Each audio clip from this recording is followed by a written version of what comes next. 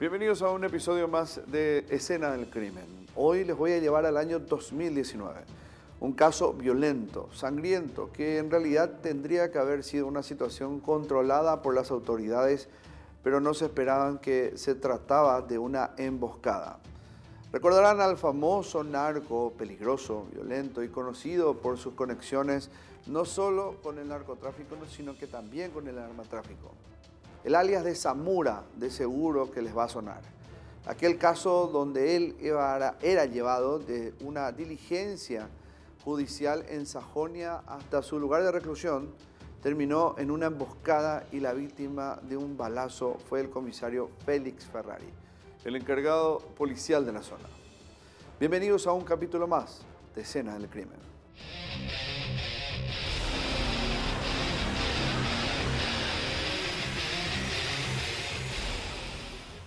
El famoso narco Zamora estaba en esta diligencia judicial de comparecencia luego de su detención por agentes antidrogas. Mucho tiempo lo buscaron y era evidentemente un alto perfil en materia del crimen organizado, y es por eso que tendría, en teoría, su traslado un ropaje especial. Era conocido, hasta hoy o es conocido, que el traslado de personas así, privadas de su libertad, y más aún cuando son de alto perfil, se hace por escala o de posta a posta, podríamos decir, y esto involucra básicamente a que todas las comisarías de la jurisdicción, al ingresar el interno o el privado de libertad, toman la posta de la custodia. Fue así que esta historia comienza con el atentado, con lo que pudiera ser la emboscada en realidad, luego de esa comparecencia que se llevó en tribunales en Sajonia. ¿Qué pasó en aquel año 2019?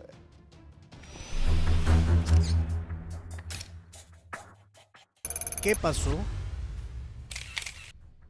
Todavía no amanecía el 11 de septiembre del año 2019, cuando Jorge Teófilo Zamudio González, en compañía de otros 8 presos, dejó la cárcel de Emboscada Antigua. Nombre: Jorge Teófilo Zamudio González. Edad: 46 años. Nacionalidad: paraguaya. Profesión: comerciante. Domicilio: Barrio San Gerardo, Pedro Juan Caballero. A las 8 de la mañana de aquel miércoles tenía marcada una audiencia. La comitiva llegó con casi media hora de anticipación, pero la audiencia tuvo que ser suspendida. Zamora permaneció en el Palacio de Justicia hasta las 13:31, cuando los demás reclusos acabaron sus audiencias y el móvil penitenciario partió desde Sajonia hacia el reclusorio nuevamente. Desde el centro de Asunción se trasladaron hacia la costanera de Asunción y salieron hacia la zona norte, donde una escena digna de una película de acción se generó.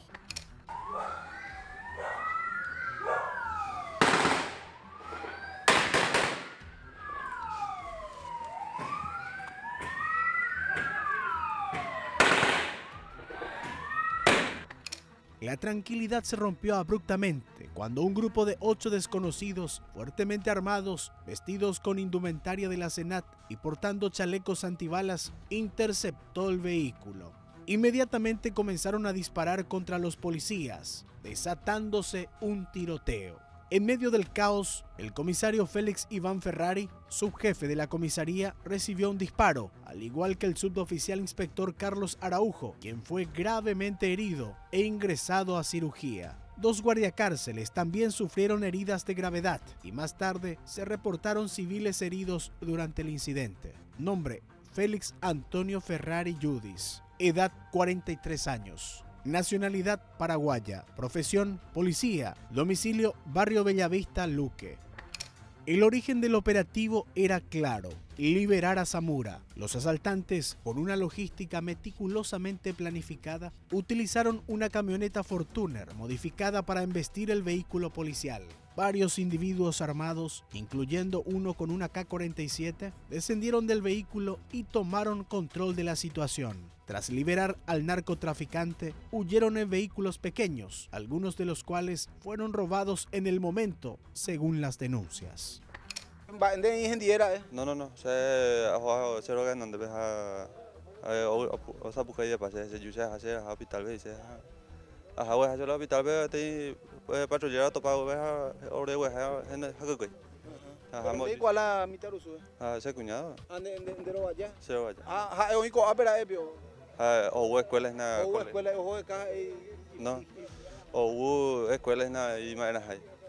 Y enseñanzas ahí o coina pero ya está yo no con la parte te va por lo que sigue o gabe. Pero no iba a ir, hija. Da ahí con de la va a te va o que sea saben mi más hueá yo. Upa. Upa. Va parte te lo lleva. Coa comparte no ya bicho. Peji coabe Y pecho entre corazón ahí le no ya está yo la bala. Y nos estamos yendo camino al aeropuerto y en una de esas veo que se cruza una patrullera con el vehículo que transporta a los internos, ¿verdad? Sí. Y ahí yo creo que la Fortuner blanca le atropelló, no sé si a la patrullera, pero lo que sí hubo le cerró el paso y ahí ya empezaron los disparos y ya nos acostamos debajo en el piso del vehículo. ¿Te vieron todo con una eso? criatura incluso. Sí, así mismo. Bueno, y después cuando ocurre toda la balacera, ellos van hacia ustedes. No, durante la balacera Sí. escuchamos que nos golpean ahí el vidrio, porque yo cerré la ventanilla, ¿verdad? Sí. Y nos dice para que nos bajemos del vehículo. ¿Y que brasilero o... No, español, castellano. Estaban encapuchados. No, paraguayo. Estos vehículos fueron posteriormente incinerados cerca de la subestática del Ande, en la zona del Botánico. La rápida intervención de las autoridades provocó la evacuación del área ante el temor de nuevos enfrentamientos. Sí, evidentemente acá fue el transbordo de los rescatados. ¿Se tiene la característica del vehículo en el que huyen finalmente los criminales, comisario? Sí, creo que todo el mundo ya tenemos esa característica de la furgoneta negra con la escalera de color claro. Inclusive tenemos algunos chalecos tácticos de otra institución que en cualquier parte también se puede conseguir. Nosotros no podemos descartar ninguna hipótesis, ¿verdad? Pero también va a ser irresponsable de mi parte aseverar eso, pero se tienen varias hipótesis. ¿Se utilizaron motocicletas para la huida, comisario? Según manifestaciones de algunas personas vecinas acá, sí. Uno de los propietarios del vehículo dice que fue encañonado ya muy cerca donde ocurrió todo el hecho y lo obligan a descender del vehículo que finalmente fue usado para la huida y que está incinerado aquí. ¿Eso es cierto? Sí, una de las víctimas del atraco está acá presente, el dueño del último vehículo que ustedes están observando. Y según manifestaciones de la misma, con su marido ocurrió así el hecho. Las primeras investigaciones sugerían una complicidad interna. El celular de uno de los guardias y un arma encontrada en el lugar del atraco, junto con otras evidencias, quedaron en poder de la Fiscalía y de Criminalística. La tragedia fue confirmada por el director del Hospital de Policías Rigoberto Caballero alrededor de las 15:30 horas, sellando un capítulo oscuro y violento. El comisario Félix Ferrari dejaba de existir. Se constata que el comisario fallece un solo disparo de arma de fuego, probablemente arma de fuego de tipo de puño, por las características del proyectil que hemos sacado. El orificio, tiene un orificio de entrada sin orificio de salida, entonces estamos hablando de una herida de tipo penetrante que ingresa en la región de la espalda, más o menos a la altura de la sexta vértebra torácica, y provoca se desvía por la vértebra y finalmente eso provoca que se lesione el pulmón del lado izquierdo, desde la parte de atrás y luego hacia la base.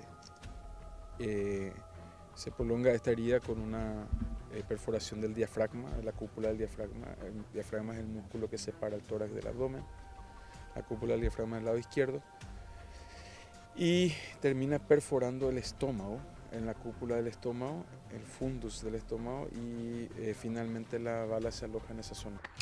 Un fuerte contingente policial se desplazó dentro del jardín botánico bajo la sospecha de que los criminales escaparon aprovechando la extensa propiedad.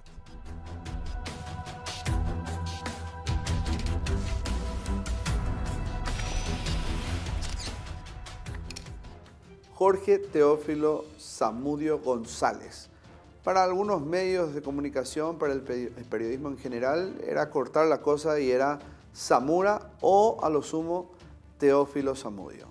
Este hombre era, sin duda, más allá de lo largo o prominente de su nombre, una prominente carrera delictiva. Era muy peligroso y era buscado desde hace tiempo, muy escurridizo para las autoridades antidrogas.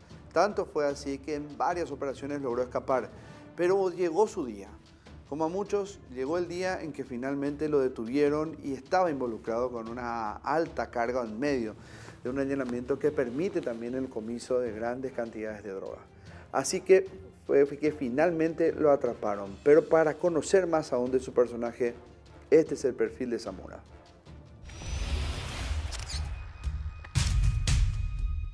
Zamora.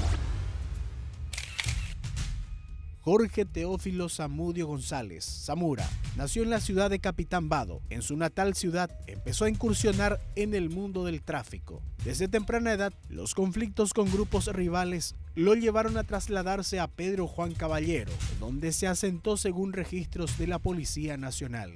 Operando principalmente en Amambay, Canindeyú y Concepción, Zamora se convirtió en una figura temida y respetada en el ámbito del narcotráfico. Su conexión con el Comando Vermelo, una de las facciones criminales más peligrosas de la región, fue un secreto a voces durante años. Sin embargo, fue en mayo del año 2011 cuando su nombre comenzó a resonar con fuerza en las investigaciones policiales. Espantapájaros.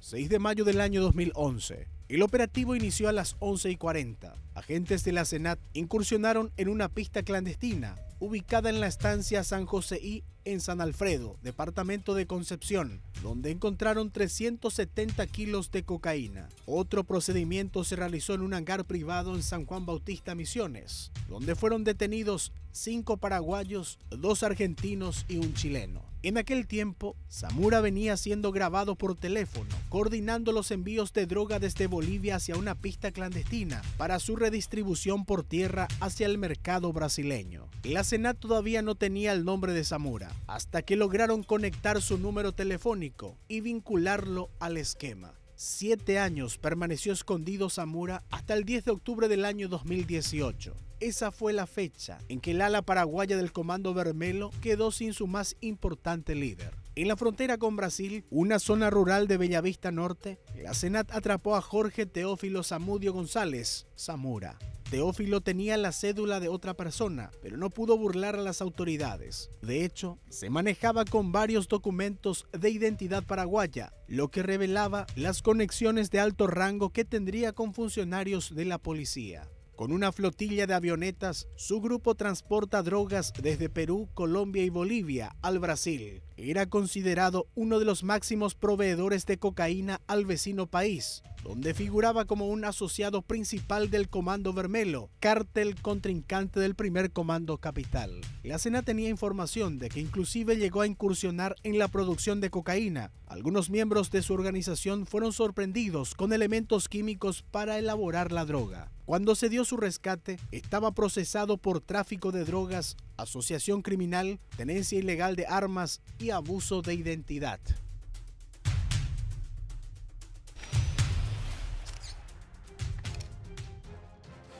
El ataque fue violento y uno de esos disparos termina asesinando al comisario Félix Ferrari.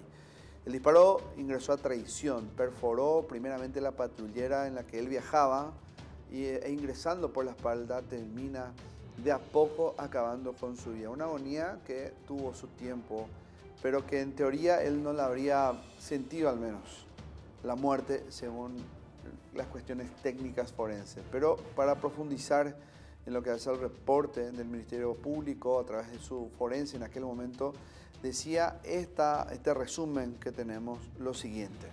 El comisario Félix Ferrari recibió un solo proyectil. La bala ingresó por la espalda y acabó en el estómago, donde se produjo una hemorragia interna.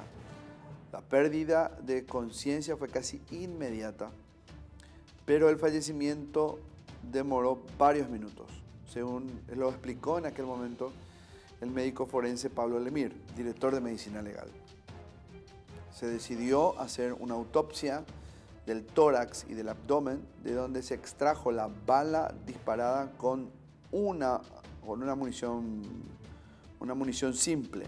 El proyectil ingresó por la espalda en la región intercapular, impactó contra la columna vertebral, donde se desvió, perforó el diafragma y finalmente el estómago. La hemorragia no fue de alta cantidad de sangre y es prácticamente por esto se consumió de manera lenta. Sin embargo, al estar inconsciente, Ferrari no sufrió la lenta muerte, como les decía al principio, según este reporte médico. Más allá de eso, lo cruel del ataque era básicamente asegurar la salida de Zamora de ese vehículo que lo transportaba hasta devolverlo hasta la penitenciaría emboscada. Claro que esto tuvo su momento triste. Toda fue una conmoción por los gritos de los vecinos, lo que implicó las palabras de su hija, los recuerdos del comisario Félix Ferrari, un hombre dedicado realmente a la fuerza policial, pero que en ese momento quizás la poca dotación que tenía en materia de seguridad la policía, y digo por los equipos que debería tener para el traslado a un alto perfil, le cegó la vida. Sus familiares los despidieron con mucha tristeza. Las despedía del comisario.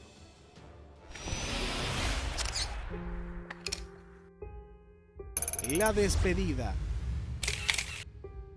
La distancia es muy triste. El día de encontrar cuando estemos en un velatorio es muy triste. Y no cuesta nada venir. Por más que uno no tenga nada, venir a asistir. Y esta es una unión. Nosotros hicimos una unión en la familia de mi mamá, hicimos una unión. Es importante juntarnos por lo menos cada fin de semana. Y no marcar la cosa material no es nada. La cosa material nos llevamos. Pero lo que pasamos acá en familia es muy grande. Y a todos los parientes que hoy no pudieron venir por ambos tíos, como dice Jorge, pues nosotros tuvimos la disposición, ¿verdad? Jorge es más llegado a los Barretos. Yo soy uno más, pero me siento uno más de los Barretos porque mi suegro con mi papá.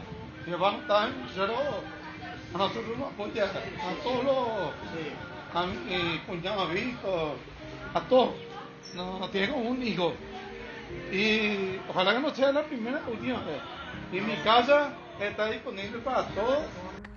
El dolor se sentía en el aire, mientras las palabras del comisario se reproducían una y otra vez en las plataformas de redes sociales. En el centro de la ciudad de Luque, el paisaje era el mismo, congoja e impotencia. La gente pedía a gritos el cambio del ministro del Interior. Familiares, camaradas y amigos coparon las calles luqueñas. Las últimas palabras de Félix en un encuentro familiar, solo días antes de su asesinato, marcó una profunda herida en toda la comunidad luqueña y en cada rincón del país. El viernes 13 de septiembre del año 2019, desde su casa en el barrio Bellavista, partió puntualmente a las 10 de la mañana el cortejo fúnebre hacia el cementerio municipal. ¿Qué necesitamos? La seguridad que no tenemos, salud que no tenemos. Y el presidente de la República hizo la campaña proselitista, ¿verdad? Mejorando esto. Y ahora espera otra vez que la ciudadanía otra vez. Y nosotros no damos más. Eso nomás, tenemos que perder una persona de bien ahora otra vez. Y después de esta muerte se va a cambiar, ¿verdad? Pero ya se perdió ya. El pesar es en el alma. Para el pueblo paraguayo. Acá está la bandera paraguaya. Y para el pueblo luqueño. Es responsabilidad, creo yo, de la policía que le debían haber brindado las medidas necesarias. Como yo digo, a mi esposo le mandaron para un asalto a un banco y ni siquiera arma larga, chaleco antibalas. Es lo mismo que pasó con este comisario. Él se fue como custodia de un narco y no darle las medidas necesarias es una vergüenza. Una burla, lo mismo que el presidente. Yo creo que a ellos no les interesa nada, que ellos lo que están pensando es, ay bueno, acá 15 días esto va a pasar. No es el primer muerto que está cargando el ministro con él dentro de su mandato, ¿verdad? Y lo mismo el presidente. Para mí es una grandísima vergüenza, no es solamente el ministro el que se tiene que ir, es el presidente también. Uno de los momentos más fuertes vividos en medio de todo aquel dolor fue cuando llegaron los arreglos de flores enviados por el entonces ministro del Interior, Juan Ernesto Villamayor, y el presidente de la República, Mario Abdo Benítez, que fueron sacados de la residencia y dejados en una plaza ubicada frente mismo al lugar. Uno sabe el riesgo, ¿verdad? Como familiar, ¿verdad? Uno sabe el riesgo que conlleva ser la policía, ¿verdad? Pero justamente la negligencia es lo que la forma en que se le entregó, prácticamente se le entregó a la boca del lobo, ¿verdad? Realmente se le regaló a mi cuñado, realmente. Eso es lo que nos indigna más. ¿Es normal que él maneje la patrullera, se vaya así solo? ¿Qué comenta acerca del trabajo que hace? Normalmente él siempre maneja la patrullera porque él siempre comentaba que se sentía más seguro manejando él. Nunca dejaba que maneje otro la patrullera, ¿verdad? Pero ellos, lo que sí yo tengo entendido que ellos no están enterados que están llevando una bomba de tiempo, por ejemplo, ¿verdad? Eso yo confirmé y me contó otro que están escoltando también, otra patrullera que estaba escoltando, que ellos no sabían, solamente recibieron orden de escoltar y no sabían qué llevaban. Trabajo de rutina que ellos estaban realizando. Sí, porque en estos casos uno imagina que debería de recibir la información concreta, ¿verdad? Concreta, y además no era el trabajo de ellos, para eso está la FOPE, la gente especializada, los agentes especializados, ¿verdad? Para hacer este tipo de trabajo, para llevar, ¿verdad? Reclusos que son de máxima seguridad, por decirte así, ¿verdad?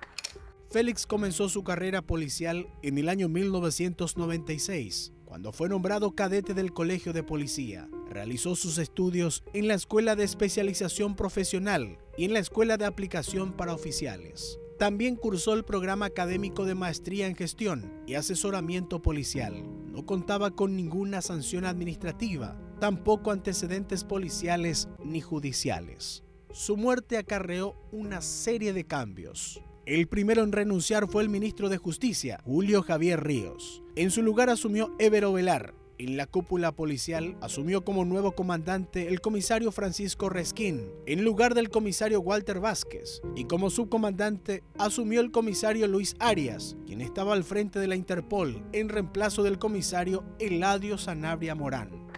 Y decirle, señor ministro, que necesitamos el apoyo, necesitamos que fortalezcamos nuestra institución policial. Darle las herramientas necesarias. Cada policía en cada rincón de la patria da su vida para defender con honra y patriotismo lo que es la seguridad. La seguridad que sea compromiso de todos, de todas las instituciones y no solamente de la policía. Donde debo asumir en honor a los caídos, por amor a mi nación, a mi institución y a mi familia, este sagrado compromiso de ser comandante de la Policía Nacional.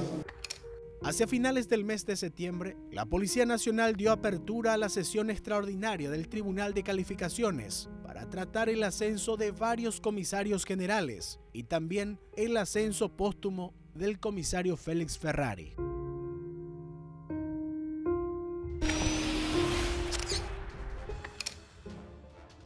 Vamos a hacer la primera pausa en Escena del Crimen, el caso del asesinato brutal, sanguinario al comisario Félix Ferrari, aquel jefe que tendría que acompañar la escolta, o fue, digamos, como escolta de Zamora, Teófilo Zamudio, un narco violento que buscaba escaparse y lo hizo en aquel momento.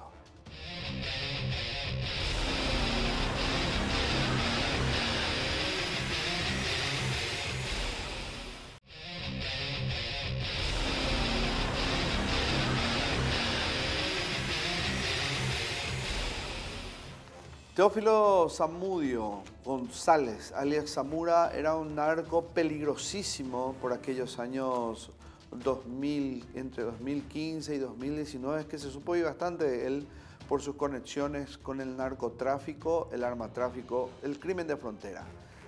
Fue finalmente detenido en un operativo que hizo la Secretaría Nacional Antidrogas, finalmente cayó y era el momento de hacer frente a la justicia. Para eso fue que lo llevaron desde la penitenciaría de Emboscada hasta tribunales en Sajonia. El camino ideal por el bajo tráfico de aquel momento era la costanera José Asunción Flores. A su retorno de esa comparecencia, cuando ya lo estaban llevando al penal de Emboscada en la cabecera norte, antes de salir a la avenida Artigas, rodearon ese convoy.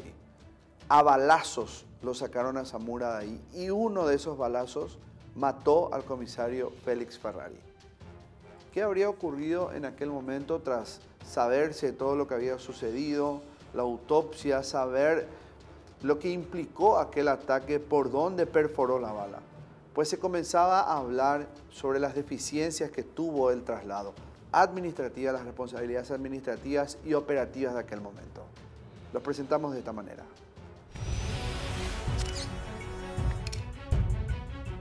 El traslado. Críticas duras y cuestionamientos contra el director de la cárcel de Emboscada, Juan Carlos Irala, lanzaron el entonces ministro del Interior, Juan Ernesto Villamayor, altos mandos de la Policía Nacional y la Fiscalía, por no haber advertido sobre la peligrosidad del criminal que debía ser trasladado. Yo no tengo nada que ocultar, lo voy a aclarar. ¿Pero conoces gente que sí? No, eso no puedo decir. Director, se habla de que supuestamente hubo una omisión de su parte de comunicar a la policía, pero hay una comunicación a la sexta. ¿Quién falló en el protocolo, director? Usted dice que yo no le comuniqué a la policía, pero está ahí una nota dirigida a la comisaría local, que es parte de la policía. ¿Y con la nota solo a la comisaría ya basta o la nota tendría que ser remitida necesariamente a la comandancia, director? Hemos tenido tres audiencias de la misma forma y hemos comunicado a la misma comisaría.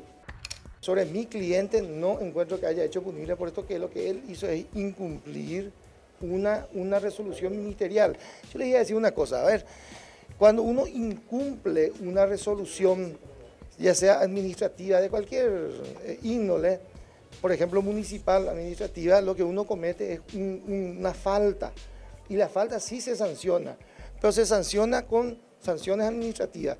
Si uno cruza el semáforo en rojo, está cometiendo una falta, claro que le van a sancionar, pero se sanciona con una sanción administrativa. El encargado del penal regional no informó sobre los antecedentes de Zamora, por lo que se realizó un traslado ordinario. El director de la penitenciaría solicitó apoyo vía nota a la comisaría jurisdiccional como un traslado ordinario, con los datos del criminal que iba a ser trasladado. Carlos Figueredo, director de centros penitenciarios, pidió un informe del director de la cárcel de Emboscada respecto al traslado del jefe narco Asunción, que no contó con el refuerzo policial que requiere un criminal de alta peligrosidad. El nivel de peligro era demasiado alto y esto debía preverse para el traslado. El director de la penitenciaría de Emboscada remite una nota a la jefatura de la comisaría de Emboscada solicitando el apoyo de un interno, ¿verdad?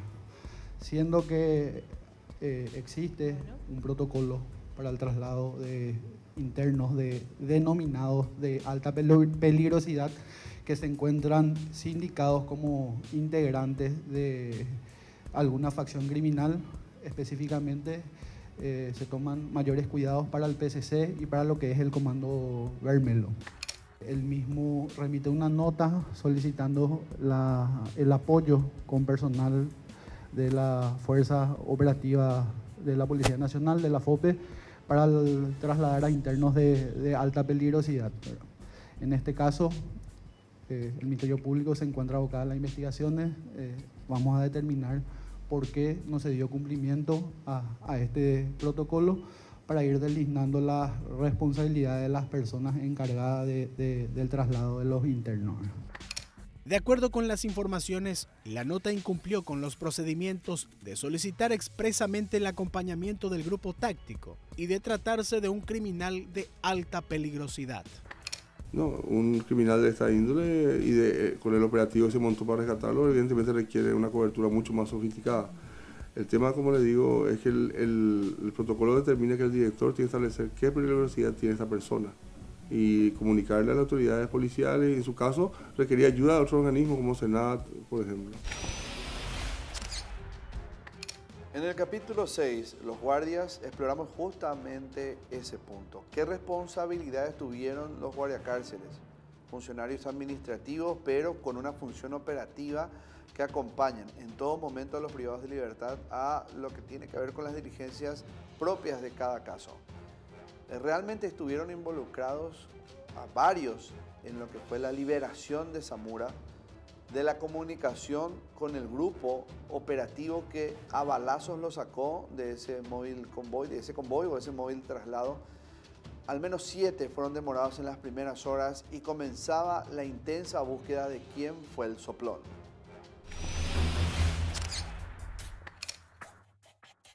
Los guardias.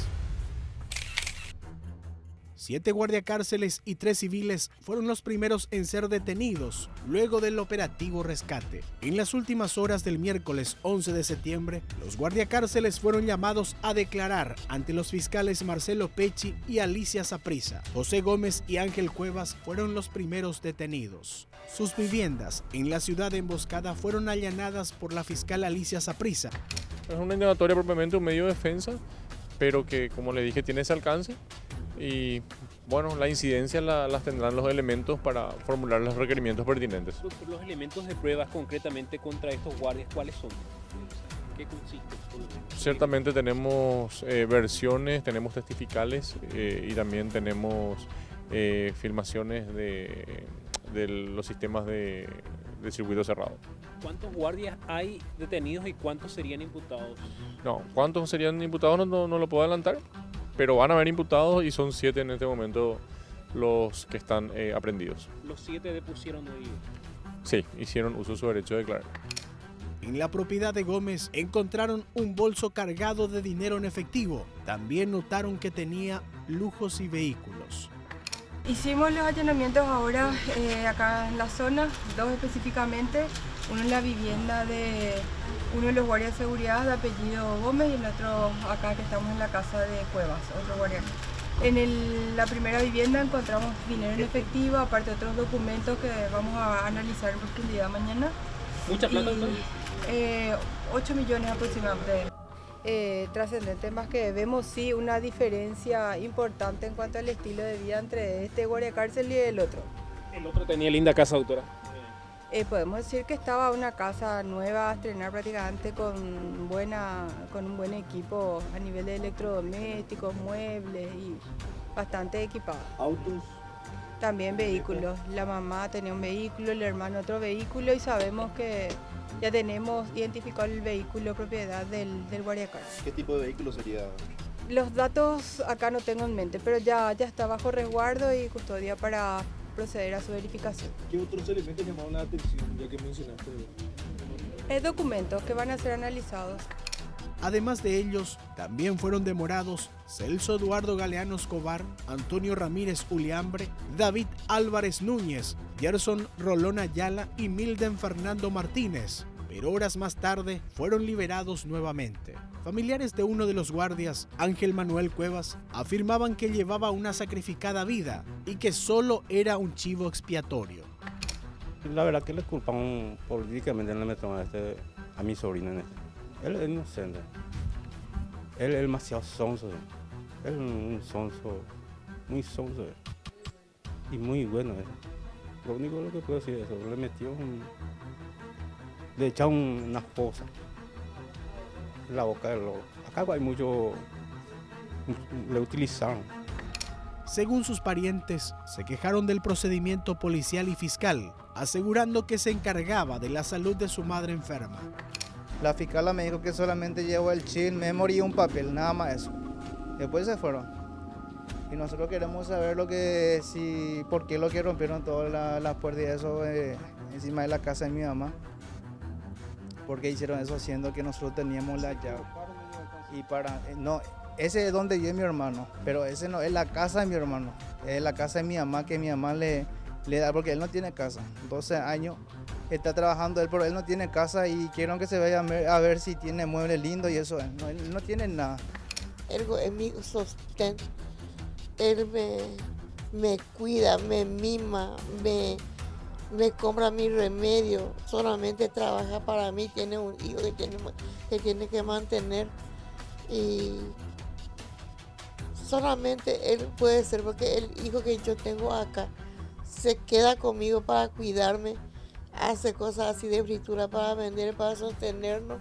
Y mi marido ahora no puede trabajar desde que me enfermé porque yo tengo cáncer terminal. Mi doctor me dijo, luego que no sabes, 2 meses, 3 meses, y yo quiero estar con mi hijo antes de morirme. Quiero verle a mi hijo antes de morirme. Para los investigadores era claro que existía complicidad por parte de los funcionarios, ya que no era la primera vez que agentes penitenciarios eran investigados por colaborar con organizaciones criminales.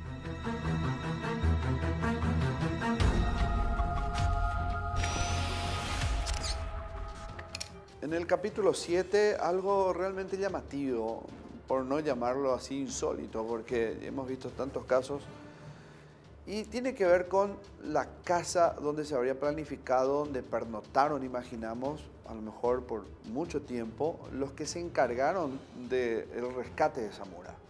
Se ubicó el lugar, se ubicó también el tiempo desde que se habían hospedado en esa casa en alquiler, que habría sido a mediados de ese año, y también a la propietaria de ese inmueble, de esa casa.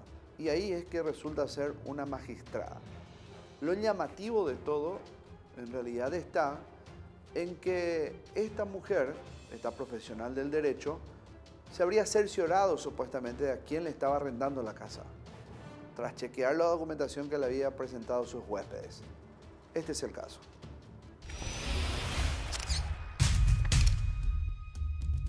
La casa de la jueza.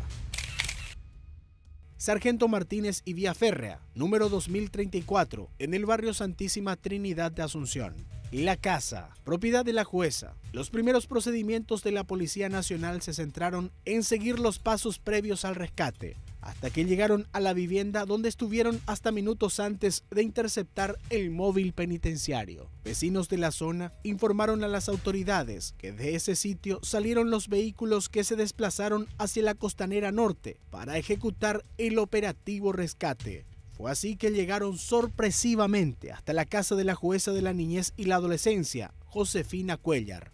La casa se alquiló a mediados de agosto, supuestamente estudiantes encarnacenos que llegarían a Asunción para trabajar en un frigorífico. En el lugar había cámaras de circuito cerrado, de las cuales se obtuvieron imágenes clave para la investigación. La magistrada alegó que investigó los nombres de los 2 estudiantes que alquilaron su casa para cerciorarse de sus antecedentes antes de proceder a la transacción. Como estudiante y que trabajaba acá en uno de los frigoríficos que están cerca. ¿Y le pediste antecedente penal, nada? ¿Cédula nomás, doctora? A ver. Yo pasé por la comisaría aquí, la comisaría 20, y me mostró todo. Eso también, al señor fiscal le tengo que... Yo me fui, mostré el documento en la comisaría 20, recuerdo antes, y yo le dije, ve si no tiene antecedentes, todo, como yo también soy abogada. Entonces ahí vieron y me dicen, no, está todo bien. Y entonces ahí es que yo, digamos, avancé en el siguiente paso de preparar el contrato y todo, o sea, normal, digamos. ¿Era una persona joven, doctora? Un muchacho de 25 años. La vida que dio un brusco giro sobre la del encarnaceno José Torales cuando se enteró que figuraba como inquilino de la vivienda allanada. El joven proveyó a las autoridades su cédula original, donde se pudo confirmar que la fotocopia utilizada para el alquiler fue alterada. Se perdió mi documento en el año 2013 y hice la denuncia. Y creo que por eso, solo porque se me perdió mi documento por acá. Hice la denuncia, todo, y eso me salvó mucho también, porque hice la denuncia. Pero muy loco lo que está pasando, o sea, muy, no sé, un día para el otro para que te pase eso. Es muy loco, no es jugada. No es la misma, era de la cédula anterior. El formato anterior. El formato anterior, exactamente. Pero está todo mi fecha de nacimiento, mi número de cédula, la firma idéntica, pero la foto no parece, o sea, no es igual. Es totalmente otra persona. O totalmente otra persona si te compara. Y me presenté por este caso que apareció mi cédula, supuestamente que yo estaba alquilando una casa en Asunción. Y me tomó todo ahí como tienen que tomar todas las notas, todo, y llamaron a Asunción. Y dije que me quede tranquilo nomás, que de a poco se está, verificando, aclarando todo. Me sacaron la foto de mi documento, todo foto. Tiene la foto de documento del tipo supuestamente que alquiló que alquiló la casa, que no me parece, que está en la cédula. Al enterarse de la situación, Torales se puso a disposición de la justicia, asegurando que la última vez que viajó a Asunción fue a muy corta edad.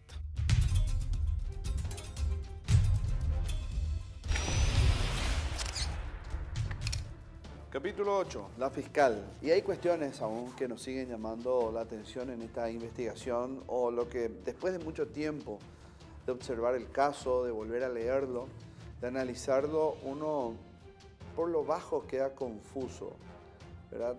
El actuar de algunos, de algunas autoridades, si bien uno está acostumbrado a que algunos agentes investigativos, lleguen tarde a diligencias judiciales, en esta situación puntual al menos se pudo haber evitado algo como la muerte o la emboscada, la liberación. Tómenle desde el sitio en que quieran.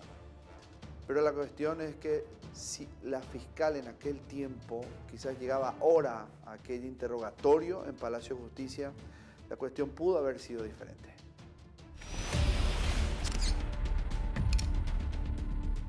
La fiscal. Una de las situaciones más llamativas para los investigadores fue la que envolvió a la fiscal especializada en lucha contra el narcotráfico, Zully Figueredo, quien llevaba la causa contra Jorge Teófilo Zamudio y que cuando faltaba menos de media hora para la audiencia del criminal, la suspendió.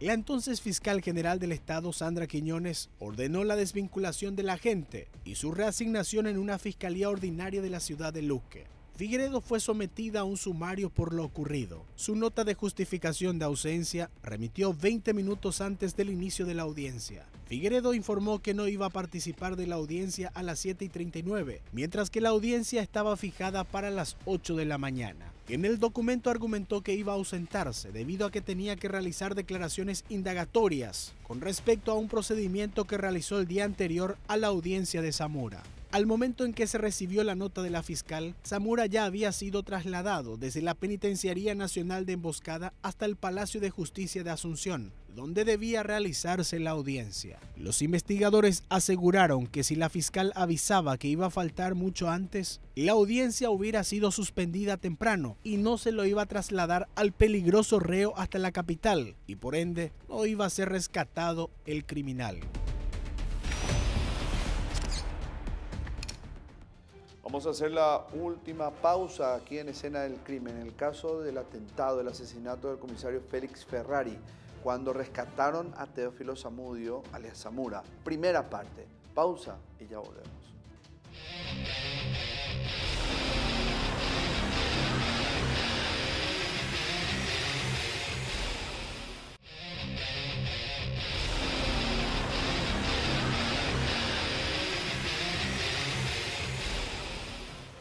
Parte final de esta primera parte del atentado que sufrió el comisario Félix Ferrari en aquel año 2019, cuando fue parte de la escolta de este convoy que llevaba a Teófilo Zamudio, a Zamora, hasta su lugar de reclusión luego de una diligencia judicial en Sajonia.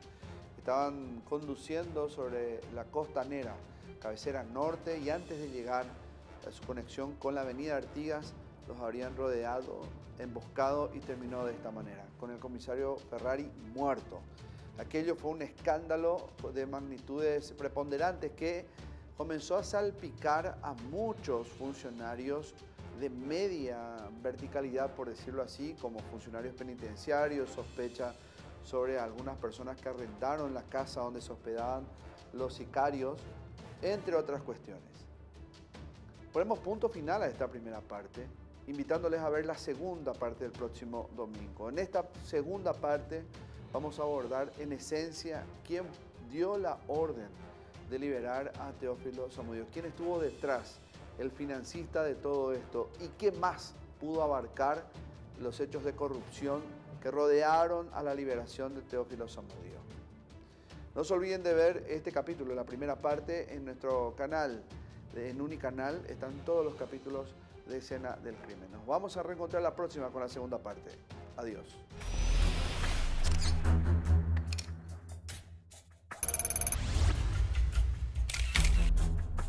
En el próximo capítulo profundizaremos en los detalles de la intensa investigación que siguió al rescate de Zamora. Las autoridades no descansaron en su empeño por desentrañar la red de complicidades y el ingenioso plan que permitió la fuga. ¿Quién fue el cerebro detrás de la operación? La investigación confirmó un entramado de corrupción y traición que involucraba a varios funcionarios de alto rango y desató una serie de arrestos y procesos judiciales. Años después del impactante rescate, Zamora fue nuevamente capturado en un operativo. Las condenas de todos los involucrados en la fuga y la operación de rescate. ¿Cómo la justicia se aplicó para asegurar que los responsables, ejecutores, cómplices, ideólogos pagan por sus crímenes en un capítulo oscuro en la historia del narcotráfico?